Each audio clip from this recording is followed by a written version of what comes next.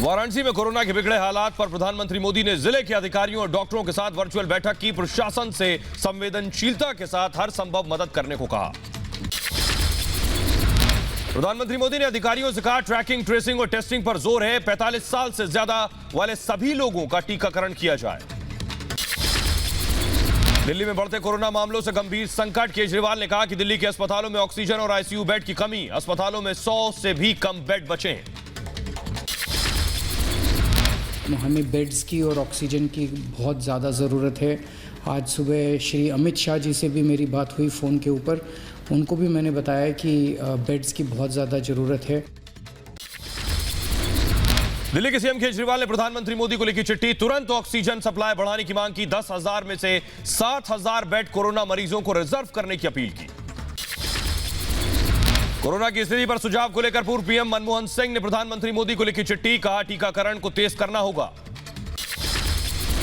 Corona के हालात पर सीएम नीतीश की जिलों के डीएम और एसपी के साथ बैठक। नाइट कर्फ्यू और लॉकडाउन पर फैसला संभव। कोरोना को लेकर सीएम योगी की टीम 11 के साथ बैठक। लॉकडाउन के बाद आगे की रणनीति पर चर्चा। कोरोना के हालात पर एक्शन में सीएम योगी। प्रदेश में बनेंगे 10 नए ऑक्सीजन प्लांट। हर अस्पताल में 36 घंटे ऑक्सीजन बैकअप की तैयारी। महाराष्ट्र के गृह मंत्री दिलीप वलसे पाटिल ने दिया कर्फ्यू को सख्ती से लगाने के निर्देश। नियम नहीं मानने वालों पर कड़ी कार्रवाई करने को कहा। महाराष्ट्र बीजेपी के नेता संजय पांडे ने लिखी सीएम उद्धव को चिट्ठी। रेमडेसिविर इंजेक्शन का लाइव डैशबोर्ड बनाने की मांग की। महाराष्ट्र में अब ट्रेन से सप्लाई की जाएगी ऑक्सीजन। महाराष्ट्र सरकार की मांग रेलवे ने मंजूर की। कोरोना संकट की वजह से जेईई मेंस की परीक्षा टाली गई है। 27, 28 और 29 अप्रैल को होनी थी जेईई मेंस की परीक्षा। दिल्ली के 2 बड़े निजी अस्पताल के खिलाफ केस। कोरोना ऐप पर बेड की गलत जानकारी देने का आरोप। रिपब्लिक भारत की मुहिम का बड़ा असर। कानपुर में रेमडेसिविर की कालाबाजारी के आरोप में गिरफ्तार 3 लोगों पर लगेगा एनएसए। भोपाल में क्राइम ब्रांच ने 4 आरोपियों को रेमडेसिविर इंजेक्शन के साथ गिरफ्तार किया। इंजेक्शन को 10 से 12,000 में बेच रहे थे। पुणे में नकली कोरोना जांच रिपोर्ट तैयार करने वालों पर पुलिस का शिकंजा। पुलिस ने 2 लोगों को गिरफ्तार किया।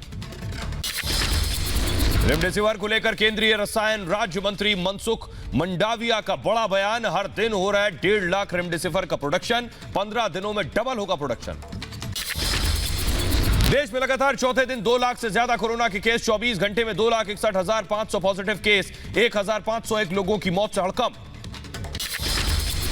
देश में कोरोना का डरावनी रफ्तार से दहशत। पहली बार एक दिन में 2.5 लाख से ज्यादा मामले दर्ज किए गए। महाराष्ट्र, दिल्ली और यूपी में कोरोना का नया रिकॉर्ड। पिछले 24 घंटे में तीनों राज्यों में करीब 1,20,000 नए मामले सामने आए। दिल्ली में कोरोना का ब्रेक हुआ फेल। पिछले 24 घंटे में 25,000 से ज्यादा नए केस। पॉजिटिविटी रेट बढ़कर 30% हुई। हरियाणा के पूर्व सीएम भूपेंद्र सिंह हुड्डा कोरोना हुआ है। हुड्डा की पत्नी भी कोरोना से संक्रमित, खुद को होम आइसोलेट किया। टिहरी के कोविड केयर सेंटर से 19 कोरोना संक्रमित मरीज भागे। पुलिस ने तलाश शुरू की। इलाके में दहशत का माहौल। कोरोना की दूसरी लहर से व्यापार पर पड़ेगा बुरा असर। नीति आयोग के उपाध्यक्ष राजीव कुमार ने जताई आशंका। कोरोना की दूसरी लहर के दौरान कई पाबंदियां। कुछ जगहों पर कोविड नेगेटिव रिपोर्ट जरूरी। कुछ शहरों में दाखिल होते हैं क्वारंटीन होने के निर्देश।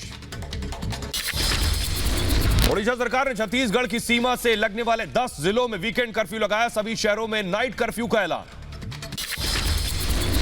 राजस्थान सरकार ने कोरोना की आरटीपीसीआर टेस्ट की कीमत घटाई। 500 से घटाकर 350 रुपए की। दिल्ली के लोकनायक अस्पताल में दिखी बड़ी लापरवाही। जिन मरीजों को कोरोना नहीं, उन्हें भी कोविड वार्ड में रखा गया। दिल्ली में रेमडेसिविर इंजेक्शन की किल्लत। एम्स के बाहर मेडिकल की दुकानों के बाहर इंजेक्शन नहीं होने के लगे पर्चे। दिल्ली के अस्पतालों में बेड की कमी से मरीज बेहाल। दर दर भटकने को मजबूर मरीज के परिजन। गुजरात के राजकोट में कोरोना से हाल बेहाल। सिविल अस्पताल के बाहर एम्बुलेंस में कोरोना मरीजों का इलाज। देश भर में मरीजों को कोरोना टेस्ट के लिए करना पड़ रहा है लंबा इंतजार। नागपुर में कोविड सेंटर के बाहर टेस्ट के लिए लंबी लाइन। महाराष्ट्र से लेकर बिहार तक अस्पताल में ऑक्सीजन की किल्लत, पटना में 3 गुने महंगे मिल रहे सिलेंडर।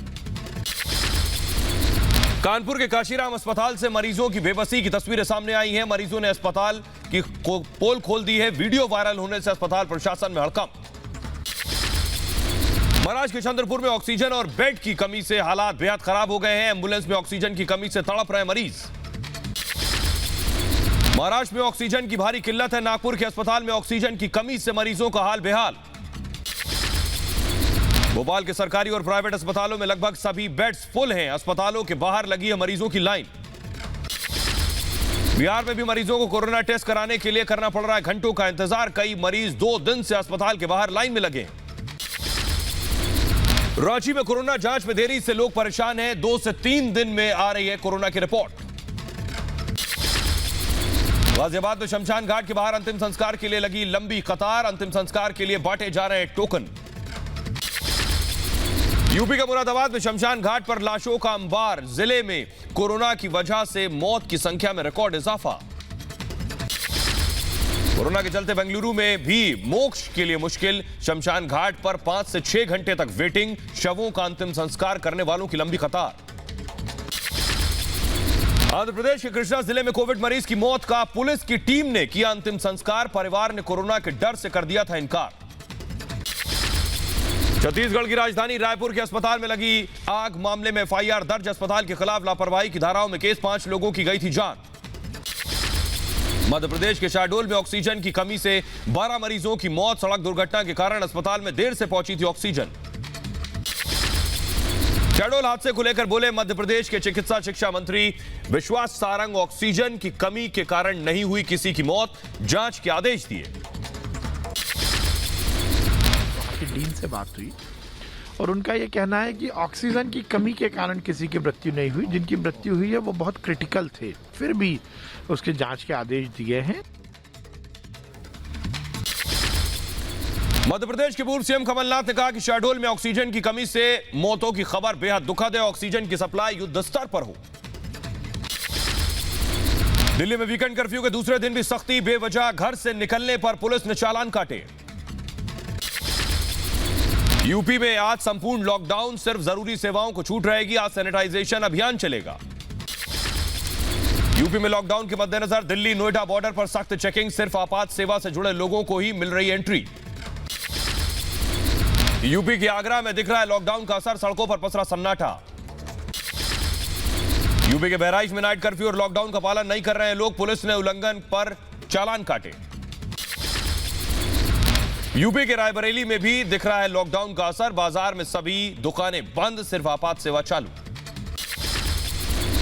महाराष्ट्र के पुणे में वीकेंड कर्फ्यू का दिख रहा है असर। सिर्फ मेडिकल और दूध की दुकानें खुली हैं। रेस्टोरेंट में सिर्फ होम डिलीवरी को मंजूरी। दिल्ली में वीकेंड लॉकडाउन के दौरान 447 लोगों के खिलाफ दर्ज की गई है एफआईआर। नियमों के उल्लंघन पर 247 लोगों को गिरफ्तार किया गया।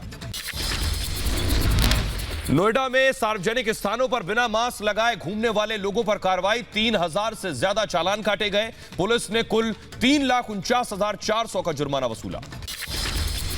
यूपी के बहराइच में कलेक्ट्रेट दफ्तर में पुलिस की सख्ती। बिना मास्क वालों का चालान कटा। लॉकडाउन के बाद उत्तर प्रदेश के मुरादाबाद में कम नहीं हो रही लोगों की लापरवाही। सब्जी मंडी में दिखी भारी भीड़। यूपी के संभल में से सामने आई है स्वास्थ्य विभाग की लापरवाही की तस्वीर। खाली प्लॉट में पड़े मिले पीपी किट। कोविड नियमों की कानपुर में उड़ी धज्जियां। धार्मिक कार्यक्रम में सैकड़ों लोग हुए शामिल। मास्क, सोशल डिस्टेंसिंग, नदारत। गुरुग्राम से एक बार फिर प्रवासी मजदूरों का पलायन। कोरोना और लॉकडाउन का डर। महाराष्ट्र में बेकाबू कोरोना के बीच मुंबई पुलिस की नई पहल। यातायात को नियंत्रित करने के लिए निजी वाहनों पर लगाए जाएंगे लाल, हरे और पीले कलर के कोड वाले स्टिकर। दिल्ली एयरपोर्ट के पास डीआरडीओ का कोविड अस्पताल खुला है। ऑक्सीजन सिलेंडर सहित 500 आईसीयू बेड की व्यवस्था। पुणे में कोरोना को लेकर युवाओं का जागरूकता अभियान। नुक्कड़ सभाओं के जरिए लोगों को कोरोना के खतरे के प्रति जागरूक किया गया। नोएडा में कोविड मरीजों की मदद कर रहा है गुरुद्वारा। अकेले रहने वाले मरीजों के घर पहुंचा रहा है खाना। हरिद्वार के कुंभ में शामिल 175 और साधु कोरोना पॉजिटिव। अब तक 229 साधुओं को हो चुका है कोरोना। कुंभ मेले से दिल्ली लौटने वालों को 14 दिनों के लिए किया जाएगा home quarantine. Delhi disaster management authority का फैसला। कुंभ से गुजरात लौटने वाले लोगों को कोरोना होगा।